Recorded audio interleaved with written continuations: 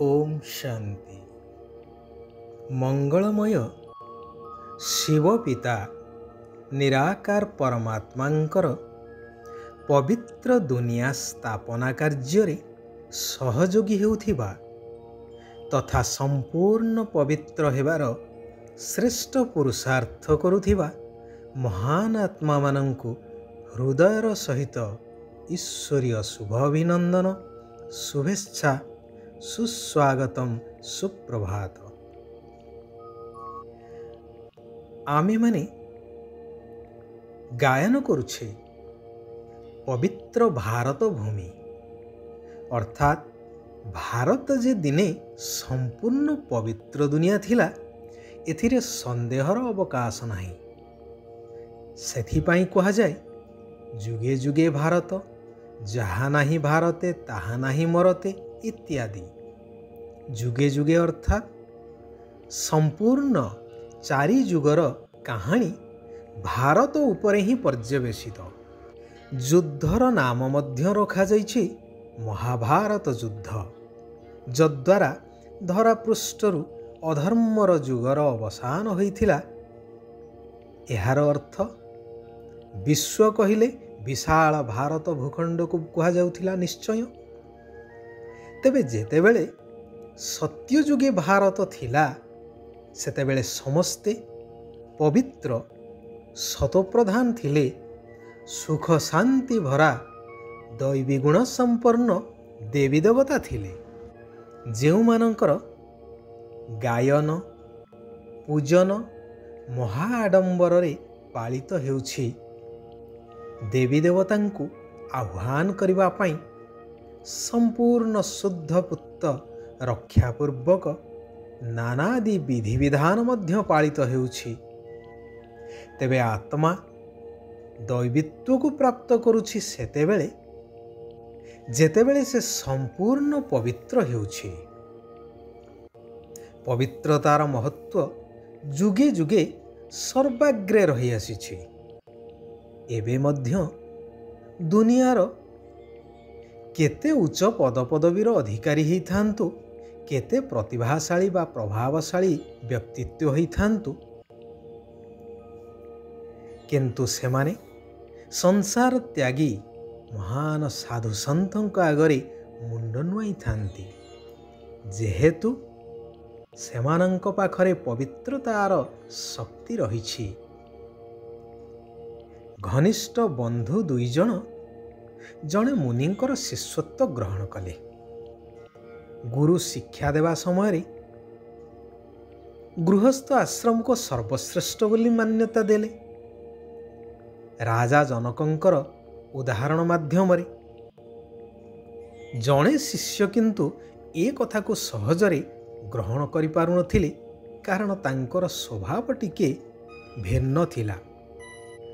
दुई जनकर शिक्षा समाप्त हैला।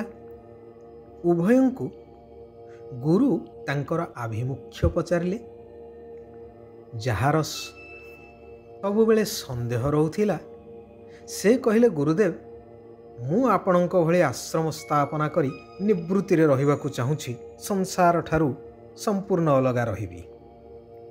अन्य जनक कहिले, गुरुदेव मु राजा जनकंक सदृश प्रवृत्ति गृहस्थ आश्रम स्थापना पाई चाहुछि।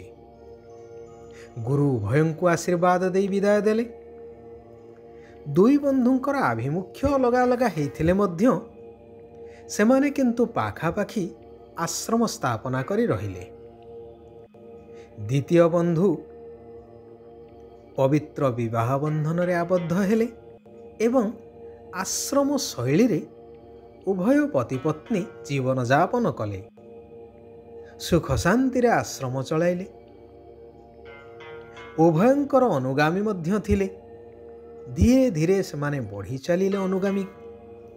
हेले प्रथम बंधु सबुबेले द्वितीय बंधुंकर संसार करिवार निष्पत्ति उपरे आंगुली निर्देश करि चलिले एवं तांकर अनुगामी मानंकु मध्य सही कथा कहि चलिले। कहिले संसार करी सन्यास ग्रहण करिबा से कौन मोक्ष प्राप्त होई परिबे, କାରଣ ସନ୍ନ୍ୟାସୀ ତ ସ୍ତ୍ରୀଙ୍କର ମୁଖ ଚାହିଁବା କଥା ନୁହେଁ। ସବୁଦିନିଆ ଏହି ମନ୍ତବ୍ୟକୁ ଶୁଣି ଶୁଣି ଅନୁଗାମୀମାନେ ମଧ୍ୟ ବିମୁଖ ହୋଇଗଲେ। ଦ୍ୱିତୀୟ ବନ୍ଧୁଙ୍କ ଆଶ୍ରମକୁ ସେମାନେ ଯିବାକୁ ଲାଗିଲେ, କାରଣ ଦ୍ୱିତୀୟ ବନ୍ଧୁ ଏବଂ ତାଙ୍କର ପତ୍ନୀ ଉଭୟ ଉତ୍ତମ ସ୍ୱଭାବର ଥିଲେ। ସମସ୍ତଙ୍କୁ କିପରି ଆତ୍ମା ସଦ୍ଗତିକୁ ପ୍ରାପ୍ତ ହୋଇପାରିବ ସେହି ଶିକ୍ଷା ଦେଇ ଚାଲୁଥିଲେ। ସେମାନେ ଉଭୟ ସମ୍ପୂର୍ଣ୍ଣ ପବିତ୍ରତାକୁ ଧାରଣ କରି ତପସ୍ୟାରତ ଥିଲେ। ହେଲେ ପ୍ରଥମ ବନ୍ଧୁ ଯଦିଓ ସନ୍ନ୍ୟାସୀ ସଂସାର ତ୍ୟାଗୀ ଶାରୀରିକ ରୂପରେ ସମ୍ପୂର୍ଣ୍ଣ ପବିତ୍ର ଥିଲେ, ହେଲେ ମାନସିକ ସ୍ତରରେ ସବୁବେଳେ ଦ୍ୱନ୍ଦ୍ୱରେ ଥିଲେ, ଅର୍ଥାତ୍ ସେହି ଓଲଟା କଥାକୁ ମାନସିକ ସ୍ତରରେ ବୋହି ବୋହି ଚାଲୁଥିଲେ, ଯାହାଦ୍ୱାରା ତାଙ୍କର ଧୀରେ ଧୀରେ ଆତ୍ମଶକ୍ତି କ୍ଷୟ ହେବାକୁ ମଧ୍ୟ ଲାଗିଲା। ତାଙ୍କ ଅଗୋଚରରେ ଏପରି ସମୟ ଆସିଲା, ତାଙ୍କ ପାଖକୁ ଜଣେ ମଧ୍ୟ ଅନୁଗାମୀ ଆଉ ଗଲେ ନାହିଁ। ହତୋତ୍ସାହିତ ହୋଇ ସେ ସ୍ଥାନ ଛାଡ଼ି ଅନ୍ୟତ୍ର ଚାଲିଗଲେ। ସେଥିପାଇଁ ବାସ୍ତବରେ କୁହାଯାଇଛି ଗୃହସ୍ଥ ଆଶ୍ରମ ସର୍ବଶ୍ରେଷ୍ଠ। ହେଲେ ମୁଖ୍ୟ କଥାଟି ଆରମ୍ଭ ହେଉଛି ଏଇଠାରୁ କି ଏହା ସର୍ବଶ୍ରେଷ୍ଠ ହେଇପାରିବ ତେବେ କିପରି? ତାହା ଏବେ ସ୍ୱୟଂ ନିରାକାର ପରମାତ୍ମା ସର୍ବ ଆତ୍ମାଙ୍କର ପିତା ଆସି ଉପାୟ ତାହାର ବତଉଛନ୍ତି। କହୁଛନ୍ତି କି ସର୍ବବିକାରକୁ ଦାନ ଦେବା ପରେ ମଧ୍ୟ ନିଜକୁ ନିରାକାର ଜ୍ୟୋତି ସ୍ୱରୂପ ଆତ୍ମା ନିଶ୍ଚୟ କରି ନିରାକାର ବିନ୍ଦୁ ପିତାଙ୍କର ସ୍ମୃତିରେ ଅର୍ଥାତ୍ ପରମାତ୍ମାଙ୍କ ସହିତ ଯୋଗଯୁକ୍ତ ହୋଇ ରହିବାର ପୁରୁଷାର୍ଥ ନିଶ୍ଚିନ୍ତ କରିବାକୁ ହେବ। କାରଣ ଯୋଗ ବଳ ଦ୍ୱାରା ହିଁ ଆତ୍ମା ପବିତ୍ର ହୋଇପାରିବ। ଜନ୍ମ ଜନ୍ମାନ୍ତରରୁ ଆତ୍ମାରେ ଗଚ୍ଛିତ ଥିବା ପାପ ଓ ବିକର୍ମର ବୋଝ ସମାପ୍ତ ହେବ। ଏହା ଛଡ଼ା ଅନ୍ୟ କୌଣସି ଉପାୟ ମଧ୍ୟ ନାହିଁ ଆତ୍ମାକୁ ପବିତ୍ର କରିବାର। ଯେଭଳି ନିଆଁରେ ସୁନାକୁ ପକାଇ ସେଥିରୁ ଖାଦକୁ ବାହାର କରି ଦିଆଯାଇଥାଏ, ଠିକ୍ ସେହିଭଳି ଯୋଗ ଅଗ୍ନିରେ ଆତ୍ମା ରୂପକ ସୁନାକୁ ଯେତେବେଳେ ପକାଯାଏ, ସେତେବେଳେ ଜନ୍ମ ଜନ୍ମାନ୍ତରର ବିକାର ରୂପୀ ଖାଦ ସେଥିରୁ ସମ୍ପୂର୍ଣ୍ଣ ରୂପେ ଅଲଗା ହୋଇଯାଇଥାଏ। ନିଜେ ପ୍ରଥମେ ପରମାତ୍ମାଙ୍କ ଭଳି ଗୁଣବାନ ହୋଇ ଈଶ୍ୱର ପିତାଙ୍କ ଭଳି ଦୁଃଖହର୍ତ୍ତା ସୁଖକର୍ତ୍ତା ହୋଇ ସମସ୍ତଙ୍କ ଉପରେ ଜ୍ଞାନ ଜଳ ସିଞ୍ଚନ କରିବା ଦରକାର। ମନ, ବଚନ ଆଉ କର୍ମରେ କାହାରିକୁ ଦୁଃଖ ଦେବା ଉଚିତ ନୁହେଁ।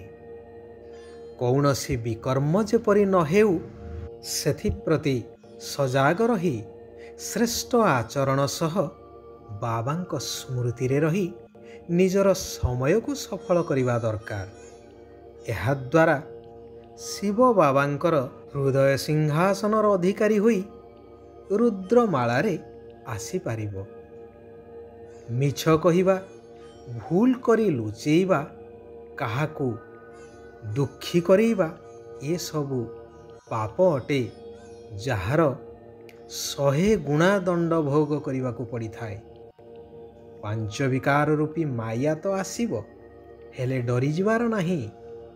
ବାବା କହୁଛନ୍ତି ସ୍ୱମାନରେ ସ୍ଥିତ ରହି ଦେହର ସ୍ମୃତିକୁ ସମାପ୍ତ କରୁଥିବା ଅକାଳ ସିଂହାସନ ଅଧିକାରୀ ଅକାଳ ମୂରତ ହୁଅ।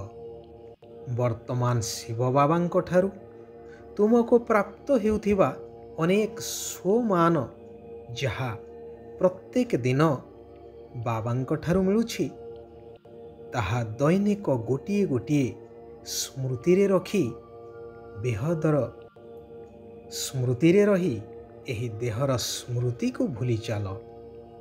ନିଜର ସ୍ଥିତିକୁ ଉଚ୍ଚ କରିଦିଅ, ତେବେ ପରିସ୍ଥିତି ଗୁଡ଼ିକ ଛୋଟ ହେଇଯିବ। ଓମ୍ ଶାନ୍ତି, ଓମ୍ ଶାନ୍ତି, ଓମ୍ ଶାନ୍ତି।